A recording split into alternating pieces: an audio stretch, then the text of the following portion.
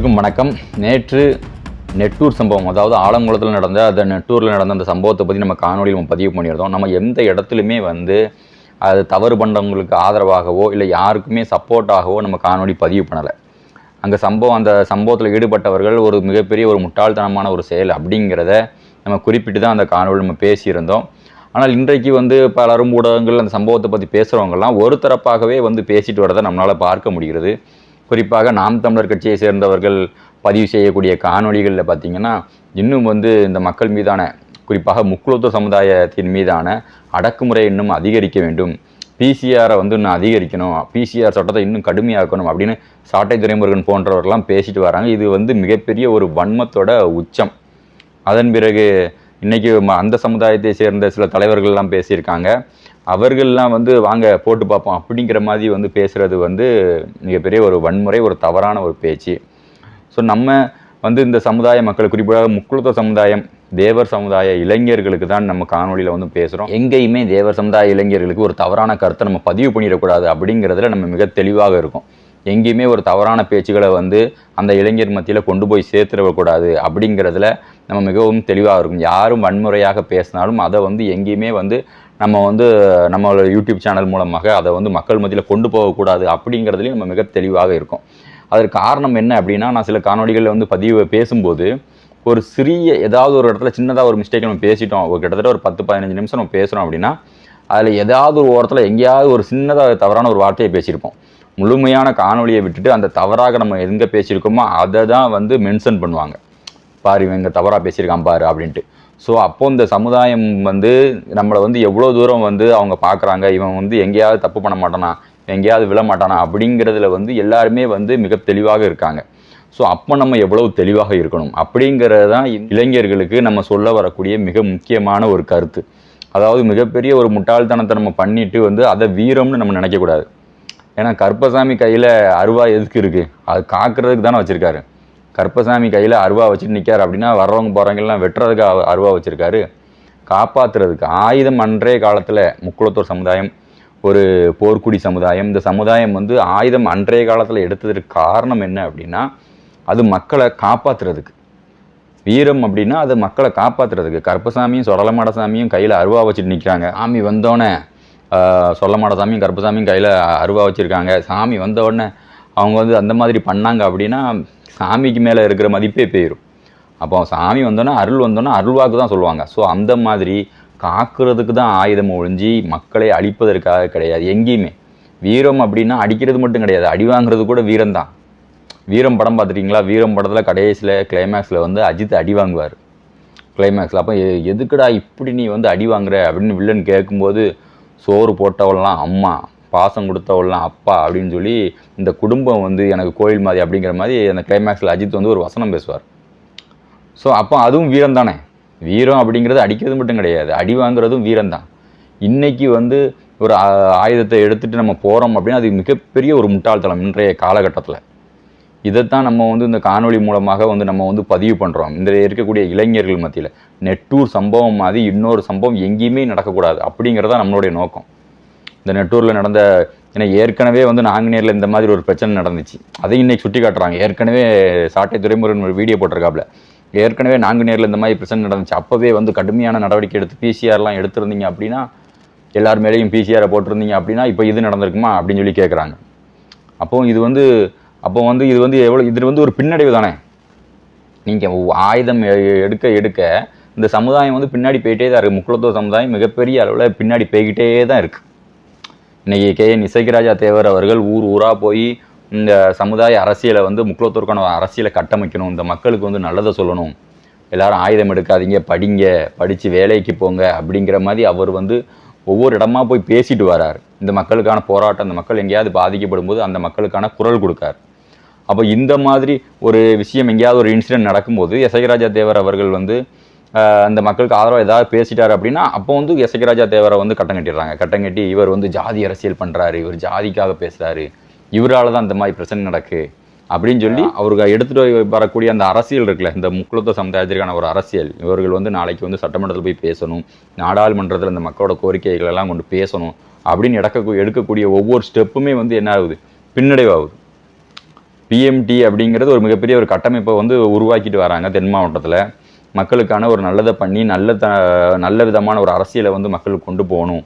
எப்படி மற்றவர்கள் அவர்கள் சமுதாயத்திற்கான ஒரு சமூக நீதி அரசியலை உருவாக்கியிருக்காங்களோ அதே மாதிரி இந்த முக்குளத்தூர் சமுதாயத்திற்கான ஒரு சமூக நீதி அரசியலை வந்து உருவாக்கணும் அப்படிங்கிற ஒரு நல்ல நோக்கத்தில் வந்து கட்டமைச்சு கொண்டு போகும்போது இங்கே ஏதாவது வந்து ஒரு சின்ன ஒரு தவறான செயல்களில் இளைஞர்கள் ஈடுபடும் போது அது என்ன ஆகுது? அது அவர்களுக்கு மட்டும் பின்னடைவு கிடையாது. உங்களுக்கு ஏதாவது லாபம் கிடச்சிருக்கா?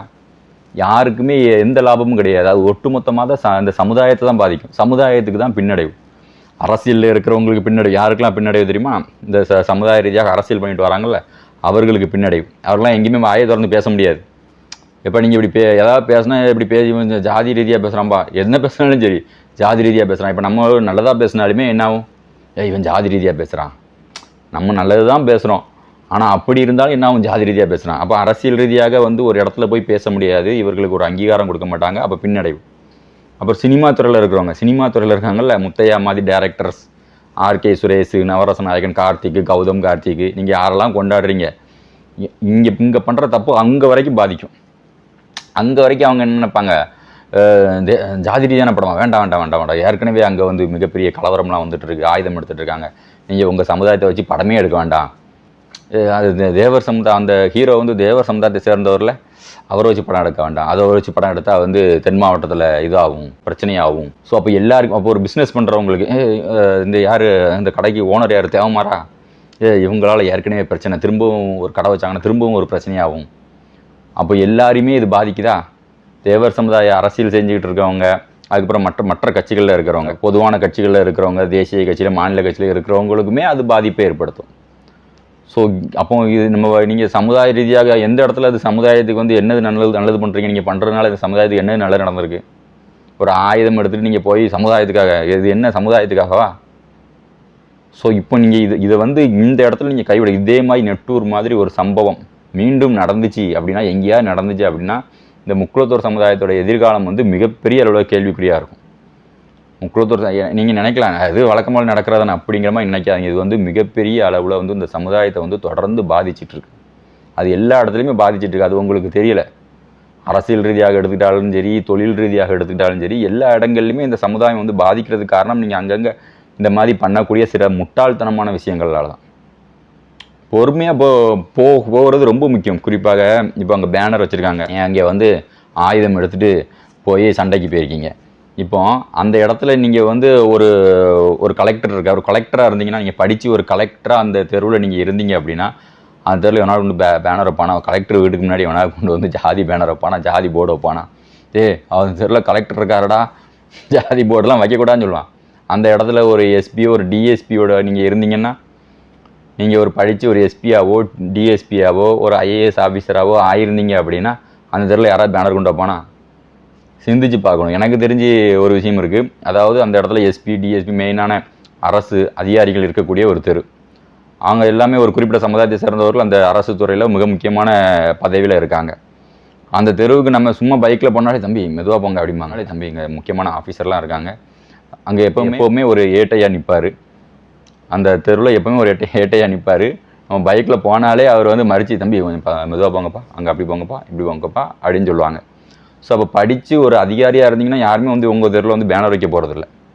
ஸோ அப்போ அந்த பாதையை நோக்கி தான் நம்ம போகணும். அப்போ அந்த மாதிரி நம்ம ஒரு அதிகாரத்தில் வந்து போகணும், அதிகாரியாக போகணும், படித்து ஒரு அதிகாரியாக போகணும், அரசியலில் போகணும், அரசியலில் வந்து போய் சட்டமன்றத்துக்கு போகணும், அதிகாரத்தில் பங்கெடுக்கணும். அதுதான் நம்ம நோக்கமாக. இப்போ இந்த மாதிரி இப்போ பண்ணுறவங்க நிறைய பேர் இருக்கீங்க. அப்போ உங்களுக்காக பேசுகிறதுக்கு யாராவது இருக்காங்களா? உங்களுக்காக பேசுகிறதுக்கு, அரசியல் ரீதியாக பேசுகிறதுக்கு, அரசியல் தளத்தில் பேசுகிறதுக்கு, பொது தளத்தில் பேசுகிறதுக்கு, யூடியூப் தளத்தில் பேசுகிறதுக்கு, ஸோ மெயினான யூடியூப் சேனலில் பேசுகிறதுக்கு யாராவது இருக்காங்களா? இன்றைக்கி சாட்டை துறைமுறைலாம் என்ன பேசிகிட்டு இருக்காப்புல, பிசிஆரை வந்து இன்னும் கடுமையாக போடணும், இப்படி பேசுகிறதுக்கு தான் ஆள் இருக்குது. கேட்டால் என்ன சொல்லிடுவாங்க? நானும் தேவை மாதிரி தான், அதனால் எனக்கு பேசுகிறதுக்கு உரிமை இருக்குது அப்படின்னு சொல்லிடுறாங்க. உரிமை உள்ளவன் எப்படி பேசுவான்? ஸோ அதைத்தான் நம்ம பேசுகிறோமே ஒழிஞ்சு நம்ம வந்து யாருக்கும் சப்போர்ட்டாக தவறு செய்கிறவர்களுக்கு ஆதரவாக நம்ம பேசுகிறது கிடையாது. தேவர் சமுதாயத்தில் பல கிராமங்களில் இந்த மாதிரி சில சம்பவங்கள், அசம்பாவிதங்கள் நடக்குது. அதை வந்து இளைஞர்கள் முழுமையாக கைவிட்டால் மட்டும்தான் நிஜமாகவே நீங்கள் சமுதாயத்துக்கு ஏதாவது ஒரு உருப்படியான ஏதோ பண்ணுறீங்க அப்படின்னு அர்த்தம். நீங்கள் சமுதாயத்துக்கு ஏதாவது ஒன்று உருப்படியாக ஏதோ நல்லது பண்ணணும். நிஜமாகவே இந்த தேவர் சமுதாயம் உங்களுடைய சமுதாயம், இது நம்மளுடைய மக்கள், இங்கே தேவர் சமுதாய மக்கள்லாம் நம்மளுடைய மக்கள் அப்படின்னு நினச்சிங்கன்னா இந்த மாதிரியான இப்போ அடி வாங்குறது கூட தப்பு கிடையாது, அடித்தா வாங்கிக்கோங்க. ஒரு இடத்துல நம்ம எதற்காக அடி வாங்குகிறோம் அப்படிங்கிறது முக்கியமாக இருக்குது. அடித்தா கூட ஒரு இடத்துல நம்ம வாங்குகிறோம் அப்படின்னா சமுதாயத்துக்காக நின்று அடி வாங்கினாம்ப்பா அப்படின்னா அது பெருமை தானே. சிந்திச்சு பாருங்கள், சமுதாயத்துக்காக இப்போ அவ்வளோ பேர் வந்தாங்க, நான் திருப்பி அடிச்சிருந்தேன் அப்படின்னா நம்ம சமுதாயத்துக்கு கெட்ட பேர், தேவமாக இருப்பேன் இப்படி சண்டை போட்டான் அடிச்சிட்டான் அப்படிங்கிற பேர் வரும். அதுக்காகவே அந்த பேர் சமுதாயத்துக்கு சம்பாதித்து கொடுக்கக்கூடாது அப்படிங்கிறதுக்காகவே நான் அந்த இடத்துல நின்று அடி வாங்கிட்டு வந்தேன் அப்படின்னு சொன்னால் கூட அதில் வந்து ஒரு பெருமை இருக்குது. ஸோ அந்த மாதிரி வந்து சிந்திக்கணும், மாற்றி யோசிங்க. ஏன்னா நம்ம பண்ணக்கூடிய ஒவ்வொரு செயலுமே வந்து இங்கே தவறாக தான் வந்து ப்ரொஜெக்ட் பண்ணப்படுது, ஏதோ வன்முறையாளர்களாக சித்தரிக்கப்படுறாங்க. நடிகர் கௌதம் கார்த்திக், முத்தையா, ஆர்கே சுரேஷ் இவங்கெல்லாம் இருக்காங்க, சினிமா துறையில் நடிச்சுட்டு தான் இருக்காங்க. அவங்க என்ன வன்முறைக்கு போனாங்களா, ரவுடிகளாக போனாங்களா? நடிச்சுட்டு தான் இருக்காங்க. அவர்களே வந்து ஜாதி ரீதியாக கட்டம் கட்டுறாங்க. நடிகர்களே வந்து ஜாதி ரீதியாக கட்டம் கட்டி இவர்களாம் ஆதிக்க ஜாதி அப்படின்னு சொல்கிற மாதிரி அந்த மாதிரி அவர்களை கட்டம் கட்டி ஆர்கே சுரேஷுக்கெலாம் எனக்கு படமே கிடையாது. ஸோ அப்போ இப்படி இருக்க சூழ்நிலையில் வந்து நம்ம எவ்வளவு தெளிவாக இருக்கணும், எவ்வளவு வந்து கவனமாக இருக்கணும். இளைஞர்கள் வந்து நம்ம கூட இருக்கிற இளைஞர்களை வந்து நீங்கள் வந்து அவர்களை சரி செய்ய, அவங்க கூட இருக்கிற இளைஞர் வந்து தவறான பாதையில் போகிறான் அப்படின்னா அவரை வந்து நம்ம சரி செய்ய வேண்டிய ஒரு கடமை இருக்குது. கூட இருக்கிறவங்க சொல்லும்போது தான் அவன் கேட்பான். வெளியிலேருந்து இப்போ நம்ம போய் சொன்னாலும் அவங்க கேட்பாங்களா? கேட்க மாட்டாங்க. அப்போ கூட இருக்கிறவங்க நீங்கள் வந்து சொல்லுங்கள்.